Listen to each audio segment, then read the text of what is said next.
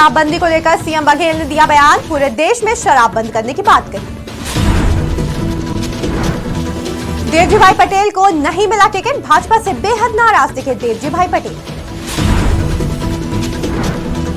कांग्रेस संचार विभाग ने किया प्रेस वार्ता, युवाओं के लिए फर्स्ट टाइम वोटर मैराथन का आयोजन। चुनाव को लेकर प्रशासन अलर्ट, फ्लैग मार्च निकालकर लिया गया शहर का जायजा।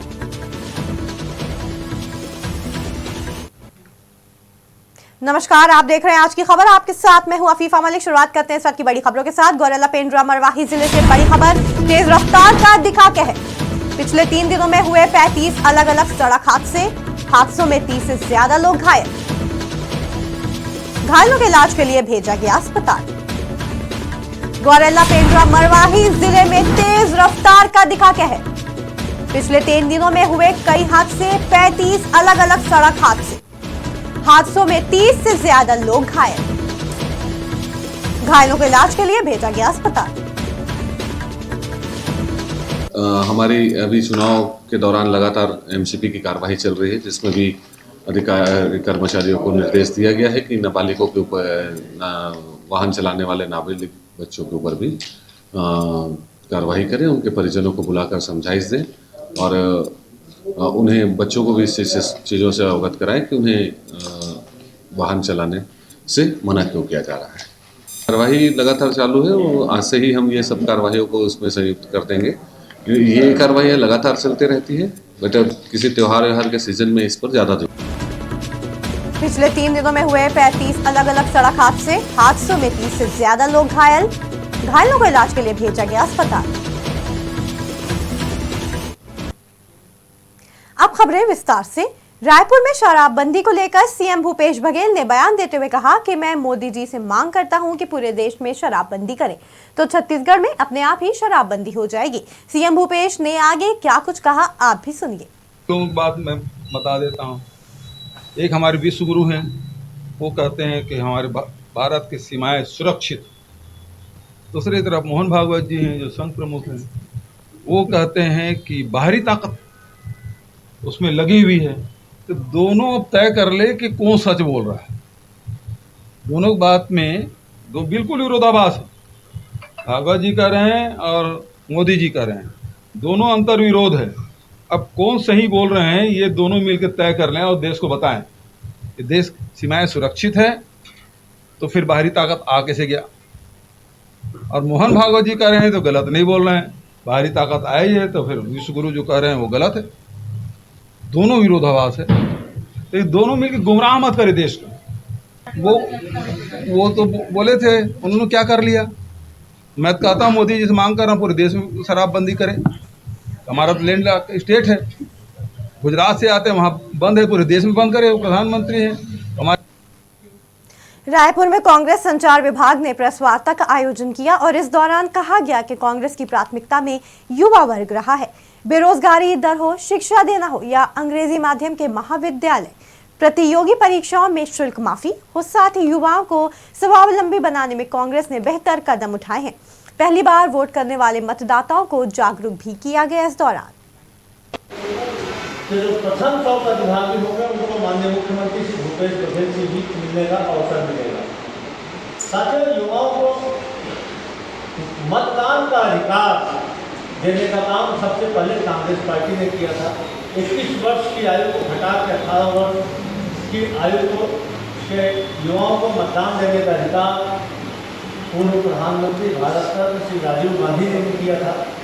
और कांग्रेस पार्टी अपने उन जन सरोकारों की प्रतिबद्धता को आगे बढ़ाते हुए फिर से युवा मतदाताओं को मतदान के प्रति आकर्षित करने के लिए, मतदान के प्रति प्रेरित करने के लिए, उनके लोकतांत्रिक कर्तव्यों का निर्वहन करने के लिए यह फर्स्ट टाइम वोटर मैराथन का आयोजन कर रही है। लोकतंत्र का चौथा स्तंभ होने के नाते हम आप सबसे आग्रह करेंगे कि हमारी इस मुहिम में आप सब भी शामिल हो, इसको ज़्यादा से ज़्यादा प्रसारित करने के लिए सहयोग करें। धन्यवाद। डेट वोटर को जो छत्तीसगढ़ में लगभग 18 लाख की संख्या में है, उनको मतदान के प्रति आकर्षित करने के लिए अपने लोकतांत्रिक कर्तव्यों का निर्वहन करते हुए कांग्रेस पार्टी, हमारी युवा इकाई, युवा कांग्रेस सदस्य इकाई मिलकर फर्स्ट टाइम टोटल मैराथन का आयोजन कर रहे हैं। यह मैराथन तेलंगाना मैरीटाइम से गांधी मैदान तक होगी। 30 अक्टूबर को सुबह 6 बजे चालू होगा। इसके लिए बाकायदा ऑनलाइन ऑफलाइन रजिस्ट्रेशन कराया जा रहा है। प्रथम आने वाले जो 100 मैराथनिस्ट होंगे उनको माननीय मुख्यमंत्री भूपेश बघेल जी के साथ मिलने का अवसर मिलेगा। इस कार्यक्रम में कन्हैया कुमार जी, माननीय मुख्यमंत्री भूपेश बघेल जी और छत्तीसगढ़ के जो हमारे खेल रत्न रायपुर में धरसींवा से 3 बार विधायक और दिग्गज भाजपा नेता देवजी भाई पटेल भाजपा से नाराज चल रहे हैं। उन्होंने पार्टी को धरसींवा या रायपुर उत्तर से चुनाव लड़ने का मन बनाया था और पुराने लोगों को टिकट दिए जाने के बाद से उनकी भी उत्सुकता थी कि पार्टी उन्हें फिर से मौका देगी, लेकिन पार्टी ने उन्हें किनारे कर दिया। वहीं आज उन्होंने नामांकन फॉर्म खरीद कर निर्दलीय लड़ने का मन बना लिया है। इसलिए धरसींवा विधानसभा क्षेत्र से हमारे संवाददाता चित्रा पटेल ने विधायक देवजी भाई पटेल से खास बातचीत की। आप भी देखिए क्या कुछ कहा गया इस बातचीत के दौरान। भाजपा के वरिष्ठ नेता विधायक देवजी भाई हमारे साथ मौजूद हैं। भारतीय जनता पार्टी सभी 90 विधानसभा के टिकट जारी हो गए हैं। आज टिकट नहीं मिलने के बाद भी आपने जो है अभी फॉर्म खरीदा है। मैं भारतीय जनता पार्टी का निष्ठावान कार्यकर्ता हूं। टिकटों के वितरण के बाद जिस प्रकार पूरे देश में एक अच्छा वातावरण बना था और उसके बाद जिस प्रकार का नेगेटिव वातावरण बन रहा है पार्टी के प्रत्याशियों के जो है घोषणा के बाद एक मायूसी सी कार्यकर्ताओं में छाई हुई है। उस संदर्भ में अनेक सारे कार्यकर्ताओं से और क्षेत्र की जनता से लगातार मेरी चर्चा हो रही है। लोगों को फोन आ रहा है और फोन आने पर मैं विचार नहीं कर पा रहा हूं, क्योंकि भारतीय जनता पार्टी में लगभग मैं 40 वर्षों से जुड़ा हूं और 40 वर्षों में मैं 2 बार मंडी का अध्यक्ष रहा और मैं निर्वाचित अध्यक्ष भी रहा, नॉमिनेटेड अध्यक्ष भी रहा। 3 बार पार्टी में 2003 से 18 तक मैं भारतीय जनता पार्टी का लगातार विधायक रहा। 1962 के बाद धरसींवा में कोई भी प्रत्याशी रिपीट नहीं हुआ है, जबकि भारतीय जनता पार्टी के परचम लहराने में 3 बार मैं वहाँ कंटिन्यू विधायक रहा हूँ। वर्तमान में जो कांग्रेस शासन के कुशासन को देखते हुए हमने काफ़ी मेहनत किया, सभी प्रदेश के कार्यकर्ताओं ने मेहनत किया और एक बड़ी उम्मीद बंधी थी कि इस बार भारतीय जनता पार्टी सरकार बनाएगी। मगर जिस प्रकार की परिस्थितियां निर्मित हो रही है उससे कहीं ना कहीं जो है हमें जो है ऐसा लगता है कि इस पे पार्टी के नेताओं को विचार करना चाहिए। धरसींवा विधानसभा से क्या आप निर्दलीय लड़ेंगे? देखिए, भारतीय जनता पार्टी मेरी माँ है और माँ को कभी भी बदला नहीं जाता। इसलिए मैं अपनी पार्टी को जैसा पूर्ववत पार्टी ने मुझे प्रेम दिया है, मैं पार्टी नहीं छोड़ना चाहता। मगर मैं केवल पार्टी के वरिष्ठ नेताओं को यह अवगत कराना चाहता हूं कि इस पे वर्तमान परिस्थितियां जो निर्मित है उस पे विचार करने की आवश्यकता है। मैं एक वरिष्ठ कार्यकर्ता होने के नाते मैं अनुरोध करना चाहता हूं। आप पार्टी या कांग्रेस पार्टी का हाथ थामेंगे? नहीं, मैं किसी भी अन्य पार्टी के साथ नहीं जाऊंगा। तो आगे आपकी क्या रणनीति रहेगी? अब मैंने आज फार्म खरीदा है और मैंने भारतीय जनता पार्टी के कार्यकर्ता के नाते ही फार्म खरीदा है। आगे सिंबल जो है पार्टी का किसको मिलता है उसके ऊपर पार्टी के नेता विचार करेंगे। यदि नहीं मिलता है तो फिर उस पर क्या निर्णय लेना है वो क्षेत्र की जनता और कार्यकर्ताओं के बीच बैठकर ही निर्णय लूँगा। देवजी भाई जो है धरसींवा विधानसभा से आते हैं और 40 साल से भारतीय जनता पार्टी के प्रति समर्पित हैं और लगातार 3 बार जो है विधानसभा से वो जीते हुए हैं। इसके बाद अभी वर्तमान में जो है 17 नवंबर को विधानसभा चुनाव होना है। भारतीय जनता पार्टी ने इनको टिकट नहीं दिया। 4 अंतिम सूची जारी हो चुकी है। उससे अब पार्टी से जो है अंदरूनी जरूर निश्चित तौर से जो है झलक कर सामने आ रही है कि नाराजगी। अब भाजपा ने विधानसभा उम्मीदवारों की तीसरी सूची जारी कर दी है, जहां प्रदेश के डिप्टी सीएम टीएस सिंहदेव के प्रतिद्वंदी भाजपा ने अंबिकापुर विधानसभा सीट से राजेश अग्रवाल को प्रत्याशी घोषित किया। भाजपा प्रत्याशी वर्तमान में भाजपा जिला कार्य समिति के सदस्य भी हैं। इसके अलावा लखनपुर नगर पंचायत से निर्दलीय नगर पंचायत अध्यक्ष रह चुके हैं। आपको बता दें, भाजपा प्रत्याशी अंबिकापुर विधानसभा के लखनपुर क्षेत्र के रहने वाले हैं। भाजपा प्रत्याशी ने कहा कि मेरे लिए कोई चुनौती नहीं है, भले ही प्रदेश के डिप्टी सीएम मेरे सामने हो और जनता के पास पिछले 5 सालों से ही जुड़कर काम कर रहा हूं। जनता भी मुझे इसका बेहतर परिणाम देगी। वो तो शुरू से पता था भारतीय जनता पार्टी को कि उन्हीं से लड़ना है, तो कोई विशेष बात नहीं है। टिकट फाइनल करने में बीजेपी काफ़ी देर की है, इसको क्या मानते हैं, कैसे? देखिए, बहुत से हमारी पार्टी के योग्य दावेदार थे, तो इसलिए चयन करने में थोड़ी दिक्कत हुई, लेट हुआ, लेकिन कोई दिक्कत नहीं है। भारतीय जनता पार्टी संगठन आधारित पार्टी है और लगातार क्षेत्र की जनता के मांगों के संदर्भ में आंदोलन करती रही, क्षेत्र की जनता के निरंतर संपर्क में रहे और चुनाव की तैयारी में लगे रहे हैं। इससे कोई समय की दिक्कत नहीं है। जनता की किस मुद्दों को लेकर जाएंगे जिससे काफ़ी बीजेपी को क्षेत्र की देवतुल्य जनता जिनके वोट और आशीर्वाद से ये मंत्री पद, उप मुख्यमंत्री पद तक पहुँचे, उससे दूरी अपने आप में बहुत बड़ा मुद्दा है। प्रधानमंत्री आवास रोक के रखे, जिसके वजह से इन्होंने स्वीकार करते हुए इस्तीफा भी दिया, बहुत बड़ा मुद्दा है। बेरोजगारों को ठगा, वृद्धजनों को ठगा, स्वयं सहायता समूह की महिलाओं का कर्जा माफ़ नहीं किए, ऐसे बहुत से मुद्दे हैं। और स्वास्थ्य सेवाओं का तो इतना बुरा हाल है कि क्षेत्र की जनता एकदम नाराज और निराश है। क्या लगता है 15 साल से विधायक हैं, अब किस तरह से दिखते हैं? क्षेत्र में कुछ बताने लायक उनका बहुत विकास का कोई ऐसा काम नहीं है जो बताने लायक हो। छत्तीसगढ़ विधानसभा चुनाव नजदीक है। ऐसे में राजनीतिक पार्टियां अपने अपने प्रत्याशियों को भी उतार चुकी हैं।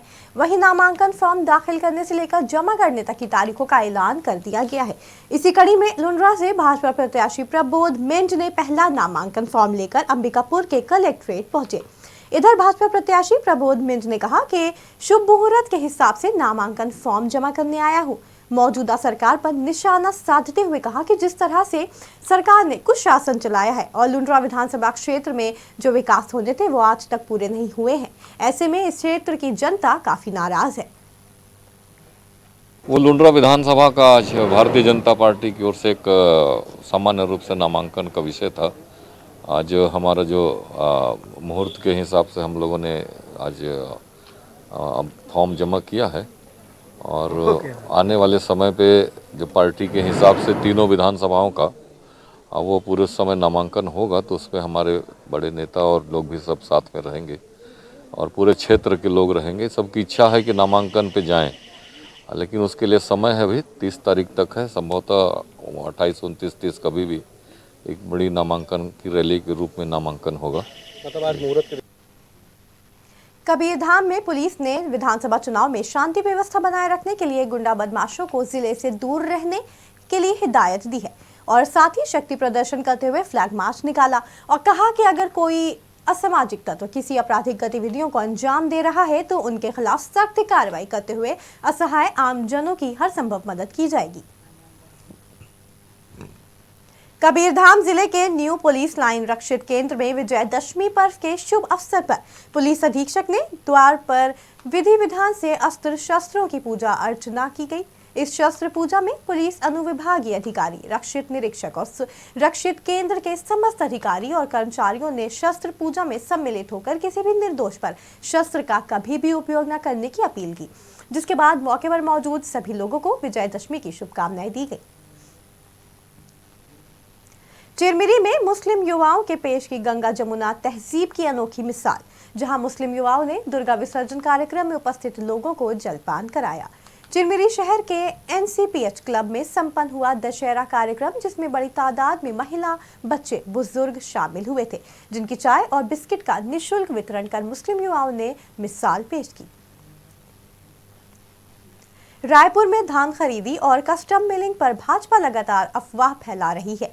इसको लेकर कांग्रेस प्रवक्ताओं ने मुख्यमंत्री भूपेश बघेल को जांच करने के लिए ज्ञापन सौंपा और कहा कि छत्तीसगढ़ के कुछ जिलों में ये शिकायत हो रही है कि मार्कफेड के जिला एवं राज्य स्तर के अधिकारियों द्वारा राइस मिलर से प्रति क्विंटल 20 रुपए की दर से रिश्वत राशि ली गई है, जो कस्टम में लिंक के धान के बिल पास करने के एवज में दी गई है।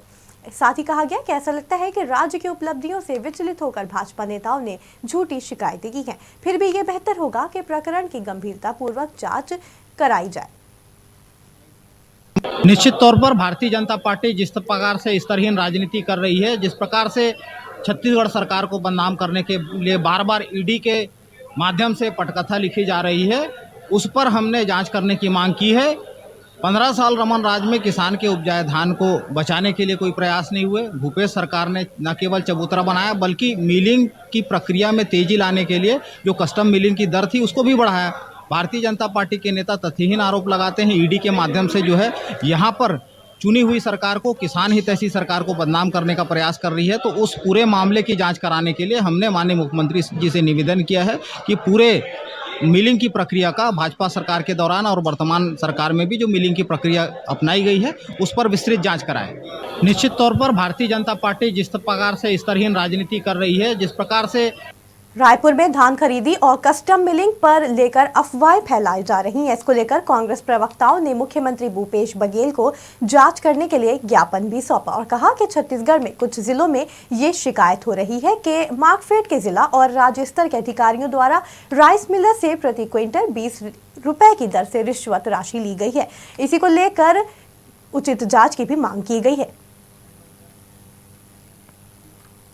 रायपुर में भाजपा नेत्री लक्ष्मी वर्मा ने प्रेस वार्ता का आयोजन किया और इस दौरान कहा कि भाजपा नेता जनता के बीच नहीं जाते हैं। अगर कांग्रेस नेता जीते तो 22 विधायक के टिकट क्यों काटे, जिनमें से 6 महिलाओं के भी टिकट काटे गए हैं। और साथ ही कहा कि शैलजा प्रदेश के रीति नीति को नहीं जानती हैं। मलकीत सिंह की भलाई में भारत माता की जय बोलने पर हत्या कर दी गई, तब भी उनके घर कोई कांग्रेसी नहीं पहुंचे। आज शैलजा जी का बयान आया है कि छत्तीसगढ़ में भारतीय जनता पार्टी के नेता जो है आम जनता के बीच नहीं जाते, लेकिन कांग्रेस के नेता जाते हैं, इसलिए 22 विधायकों की टिकट जो है उन्होंने काट दी। ये मैं उनसे बड़े कड़े शब्दों में पूछना चाहती हूँ कि अगर उनके नेता आम जनता तक जाते थे तो क्या ऐसी नौबत आ गई कि विधायकों की टिकट काटनी पड़ी, उसमें भी 6 महिला विधायकों की। वो खुद एक महिला है, महिला सशक्तिकरण का दौर है और उसमें से मेरी जो बहनें हैं वो जो शहीद परिवार की बहनें हैं, ऐसी बहनों की भी टिकट काट दी है। तो क्या ये अपने सरकार के ऊपर खुद प्रश्न चिन्ह खड़े कर रही हैं? उनका जवाब देना चाहिए शैलजा जी को। देखिए 40 लाख लोग अगर गरीबी रेखा से बाहर आ गए तो गरीबों के लिए इनकी जितनी योजना जो बना रहे हैं उन योजनाओं में या तो दो तरफा दो भाषी चीज़ नहीं हो सकता। आप कितने बड़े पैमाने में यहाँ गरीबी रेखा से नीचे लोग हैं उनको उन योजनाओं का लाभ दे रहे हैं और एक तरफ कह रहे हैं वो गरीबी रेखा से ऊपर उठ गए हैं, तो ये विरोधाभासी कैसे हो सकता है? इसका जवाब सरकार को और सुप्रिया सुले जी को देना चाहिए। देखिए हमने कभी नहीं कहा है रेवड़ी है, आपने जो वादा किया है उस वादे पे आप खरे नहीं उतरे हैं। आपने किसानों को वादा किया था कि 2 साल का बोनस देंगे, आपने दिया नहीं। आपने किसानों को ये ऋण माफ़ी की बात की थी, आपने अल्पकालीन जो ऋण है वो माफ़ किया, दीर्घकालीन ऋण है माफ़ नहीं किया। और किसान जो है आज फिर से आपके ऊपर भरोसा करेंगे, ऐसी स्थिति छत्तीसगढ़ में नहीं है। छत्तीसगढ़ में भारतीय जनता पार्टी लगातार उस संघर्ष में आम जनता के साथ, हर वर्ग के साथ खड़ी है और आने वाले समय में हम हर वर्ग के लिए योजना बना के काम करेंगे। ये छत्तीसगढ़ की जनता को विश्वास दिलाना। सरकार में कुछ भी पता नहीं है। मैं सुप्रिया जी को चैलेंज करना चाहती हूँ कि छत्तीसगढ़ के सरकार ने पिछले चुनाव में जन घोषणा पत्र में जितने वादे किए वो कितने वादे पूरे किए और जो बहनें हैं उनके साथ यहाँ पे कितना अत्याचार अनाचार जो हुआ है उस संबंध में मुख्यमंत्री जी को पूछे। दूसरी बात, यहाँ पे जो बहनों ने अनुकंपा नियुक्ति को लेके 6 महीने से ज़्यादा समय तक आंदोलन किया, उन्होंने सिर मुंडन कराया, उन्होंने जल समाधि ली, लेकिन ये असंवेदनशील छत्तीसगढ़ की सरकार सुध लेने तक नहीं गई। अनेक घटनाएं महिलाओं के साथ में बहुत ही हृदय विदारक घटी, लेकिन कांग्रेस का कोई भी व्यक्ति उन तक के उनके दुख सुख पूछने के लिए नहीं गए। तो सुप्रिया जी, आप अपनी सरकार के मुख्यमंत्री जी से पूछिए कि इतनी असंवेदना के साथ अगर कोई व्यक्ति सरकार चलाए तो आम जनता उसके साथ। सरगुजा के लखनपुर में दशहरा पर्व के दूसरे दिन रावण दहन किया जाता है। बताया जा रहा है कि इस दिन लखनपुर के राजा अपनी प्रजा को लेकर दशहरा के दिन नजराना देने जाते थे, इसलिए ये परंपरा सदियों से चली आ रही है जो आज तक कायम भी है। ये दशहरा मेला पूरे सरगुजा संभाग में प्रसिद्ध है। तो लखनपुर का जो दशहरा है वो दशहरा के अगले दिन मनाते हैं। आज आते हैं लखनपुर के, आपने देखा लाल बहादुर आए थे, अजीत बाबा आए थे, यहाँ मिल के गए। तो एक तरह से जैसे सब आते हैं वो भी आते हैं कि हम आपको राज्य का राजा, हम महाराजा मान रहे हैं, हम आपके परिवार के हैं, हमको आपने लखनपुर की जिम्मेदारी दी है, इतने इतने गांव को हमको देखना है, वहाँ की व्यवस्था आपके अधीन हम देखेंगे। अब ये नए युग के हिसाब से देखेंगे तो ये परिवर्तित हो गया है अच्छाई की जीत बुराई पर। तो ना केवल समाज में अपने मन से चालू होनी चाहिए ये बात कि हमारे अंदर भी अच्छाई है, हमारे अंदर भी बुराई है। हर व्यक्ति के अंदर, कोई भी मानव हो, महिला हो, पुरुष हो, बच्चा हो, बच्ची हो, युवा हो, युवती हो, सियान हो, सियानी हो, हमारे अंदर, सबके अंदर अच्छाई और बुराई। तो अच्छाई की जीत हो, उससे बेहतर समाज का हम निर्माण करें। अब रावण ही हरण करता रहेगा तो समाज की व्यवस्था कैसे चलेगी? तो वो रावण बाहर नहीं है, हमारे अंदर भी है। राम सिर्फ बाहर नहीं है, हमारे अंदर भी है। उस संतुलन को, वो एक वैचारिक संतुलन है, उसको समझना कई बार कठिन होता है।